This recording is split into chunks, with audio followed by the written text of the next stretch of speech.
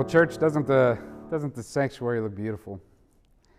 We can see with our eyes that something is different, right? That a season is upon us.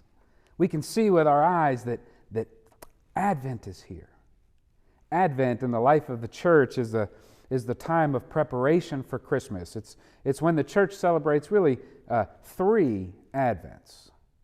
The coming of Christ at Bethlehem, and the child in a manger, a second Advent, the coming of Christ at the fulfillment of all things, and then a third Advent, the ways in which Christ comes to us anew in our hearts and in our lives in these holy days. We can see that things are different in this time of year. In my neighborhood, my neighbor has on October 31st, Halloween, right? She had a 5-foot inflatable blow-up monster named Stitch. It's actually from the Disney movie Lilo and Stitch. That was October 31st. On November 1st, I drove by her house, and Stitch had a Santa Claus hat on. I could see with my eyes something was different. I can see with my eyes that as the weeks roll on here, that the traffic is getting jammed up on Route 88 heading up toward Oglebay. It's the Festival of Lights. We can see with our eyes something is new, something is different, something is happening in our midst. I love the things that we see with our eyes during this season of Advent, of Christmas preparation. I love the decorations. I love to see the beauty and the joy of it all. I love the way the greens and the reds go together. I love the way the blues and the silvers come together, and I love the lights. I think the lights are my favorite part of Advent, Christmas preparation. The lights signal for us through our sight. We have eyes to see something is in the air, and something new is upon us. But it does kind of matter how you choose to see a thing, doesn't it? Because also we can see with our eyes the lack of light. We can see that the days are shorter and the nights are longer. We complain as we leave the house and it's still dark outside, and when we come home, it's still dark outside. Darkness can weigh heavy on a person. Seasonal affective disorder really can make people sad in the midst of darkness. Well, the first Sunday in Advent is Hope Sunday. And hope does not ignore the darkness. That's not hope. That's naive optimism. Hope recognizes the darkness in our midst, understands its potential for our harm, but also hope sees with the eyes of faith an opportunity in the darkness. For in the darkness there is opportunity for light to shine its brightest. The opportunity for light to shine in defiance of the darkness, in protest against the darkness. The church lights its first candle in the season of Advent, the candle of hope. Hope involves anticipation. For anticipation, we need eyes to see. Did you know that over half of our cerebral cortex, the outer layer of our brain, is dedicated solely to sight? To see and to anticipate is a decisively human characteristic, right? We see Stitch with a Santa hat on, and we can anticipate that Christmas is coming. We can see with our eyes that the Pittsburgh Steelers fired Matt Canada, and so we can anticipate that their offense will be more productive this week. Anticipation gathers information around us, squares it with information that we know from our past, and then points us to a future that makes sense for us in the midst of it all. And so with anticipation, we look for signs. Signs that point us to a future that we can know. This will be a sign to you, the angels proclaim to the shepherds who are out in the fields keeping their watch over their flock by night. Look for, the angel says, and you will see. Anticipation is seeing the signs, knowing that something is coming. An infant pulls herself up onto her unsteady legs by pulling herself up on the side of the coffee table. And all of a sudden, in anticipation, we ask, will she take her first steps? We're driving down a long and windy and isolated road, and all of a sudden, ding, the light comes on our dashboard that says low fuel. And in anticipation, we wonder, will we make it to the gas station? Anticipation sees what's going on, and often it heightens our senses as we look forward to what is to come.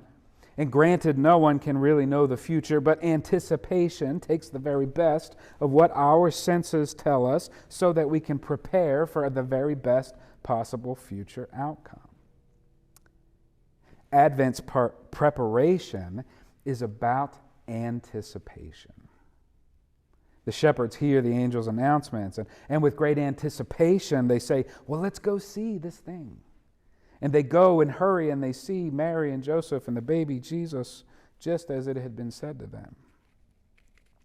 And so in Advent hope, we prepare ourselves with this heightened anticipation for what the Lord's coming to us will mean and do. In preparation, we wait with eager longing.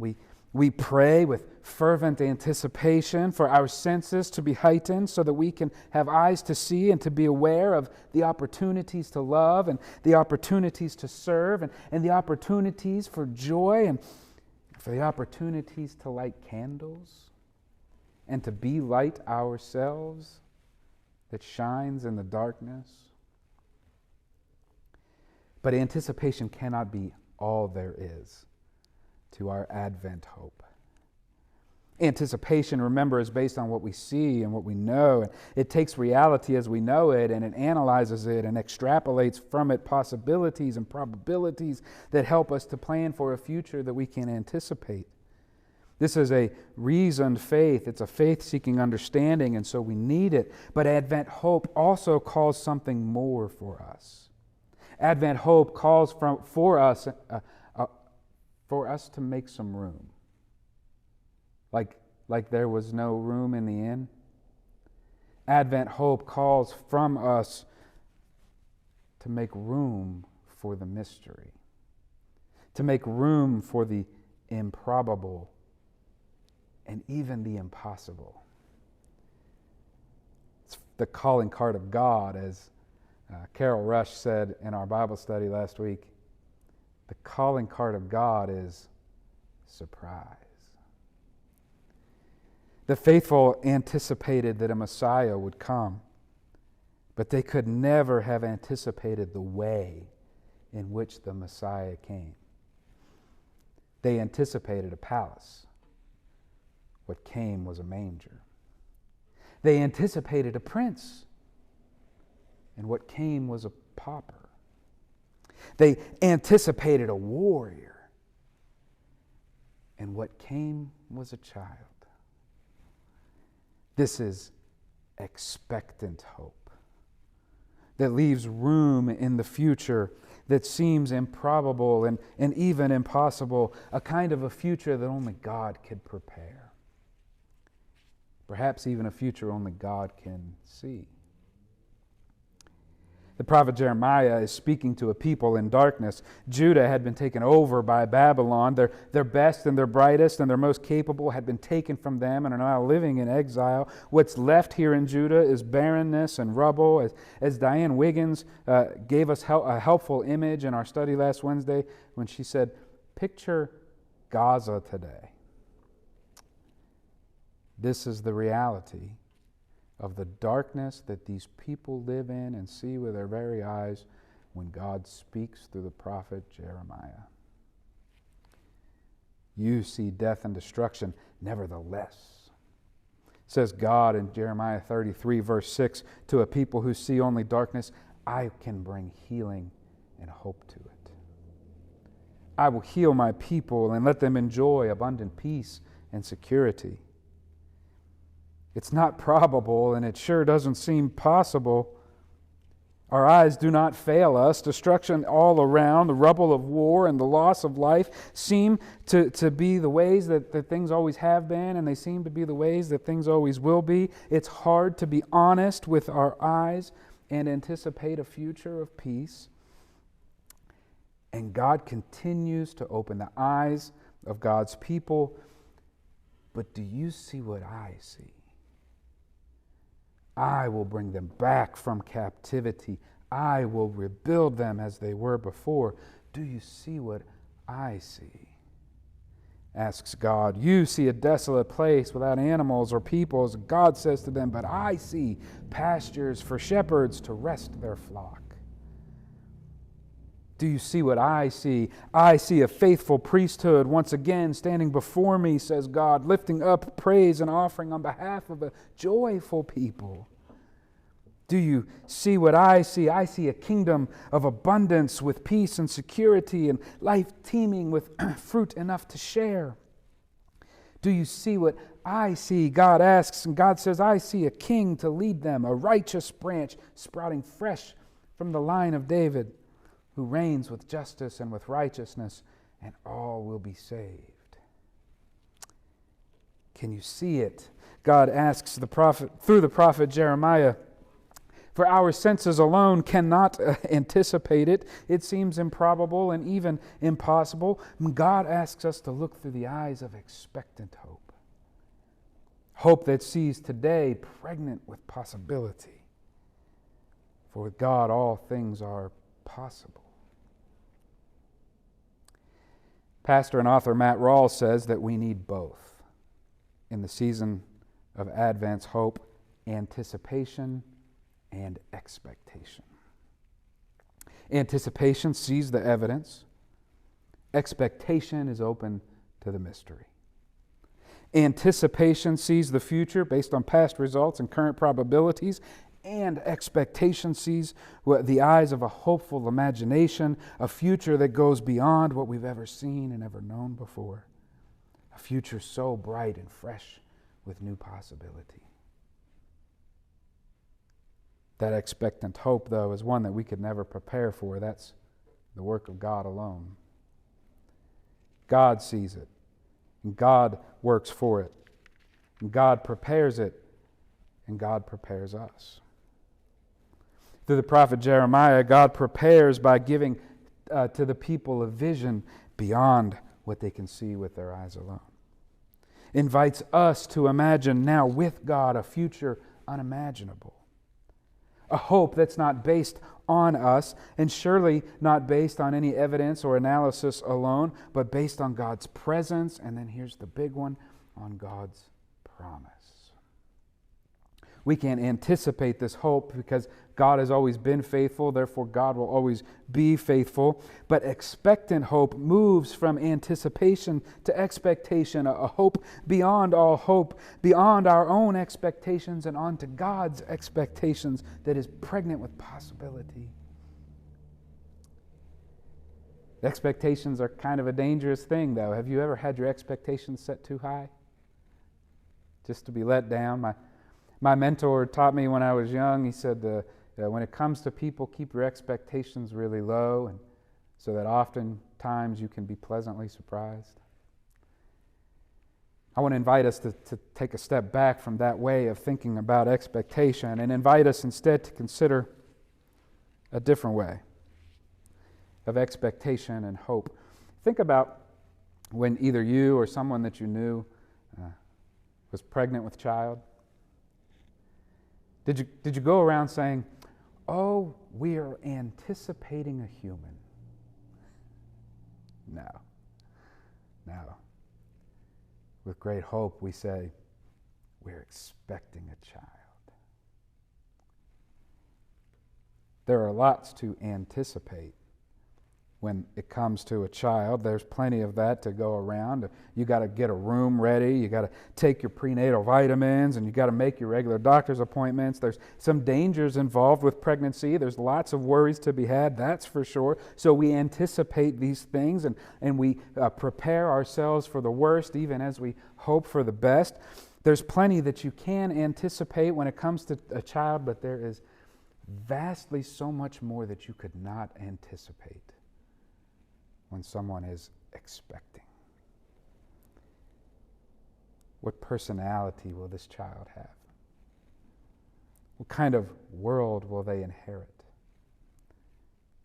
What will this child look like? What will their smile look like? What will their laughter sound like? How will they handle adversity? What gifts will they bring to the world? What burdens will they have to bear? We anticipate things that are within our control, but expectant hope lies in the realm of that which is beyond our control, where only God knows and only God can see, but we can trust in God and we can hope for God to be. In Jurgen Moltmann's book, Theology of Hope, he says there are two words in Latin that refer to our relationship with the future that is coming. The first is futurum. Futurum is the future that develops out of the past and the present. It holds the potential and the probability. This is anticipation of hope. And here we bring our best optimism to light. The other sense of the future, Moltmann says, is adventus. Adventus is the future that comes not from the realm of what is or what was, but from the realm of what is not yet. But what the faith expects to be the realm of what will be. Not from within us, but from outside of us and outside of the realm of probability, above us and above our reality as we see it. Adventus comes to us, not from us, but from God. From God's heavenly proclamation, from God's holy imagination, from God unto us. Unto us a child is born, unto us a son is given. We do not extrapolate this and we do not reason this to be true. God promises it and God gives it. Our job is to trust in it and to receive it. And we can expect it to come, not in denial of the darkness, but in the midst of it, this thing that defines the nature of darkness and will defy the nature of darkness. Like a candle in the dark. Anne Frank, who you can imagine in the darkness of an attic, cramped there with her family, whispering and talking ever so gentle to avoid the detection from their Nazi captors. Anne Frank writes in her journal, "Look how a single candle can both define and defy the darkness." St. Francis writes, all of the darkness in the world could never extinguish the light of just a single candle. Henry Nouwen writes, we walk in the ravine of darkness, think Psalm 23, and we still have nothing to fear, for God is with us. Our lives can at times be full of suffering and pain and delusions and losses and grief, but our lives are also marked, Nouwen writes, with visions of Adventus, the coming of Christ to us. And it's in these moments in which we can see clearly and hear loudly and feel deeply that God is with us. These moments, Nouwen writes, make us shine as light into the darkness, for Jesus reminds us that you are light to the world. Because as the gospel writer John says, the light has come into the world, and the darkness shall not overcome it. With anticipation, our senses become heightened, and with expectation, light can be born in us anew. Do you see what I see? Anticipate hope, for hope has come, and hope is coming, and hope will come again. Do you see what I see? Expectant hope, pregnant with new possibility. That light of hope is born anew in you.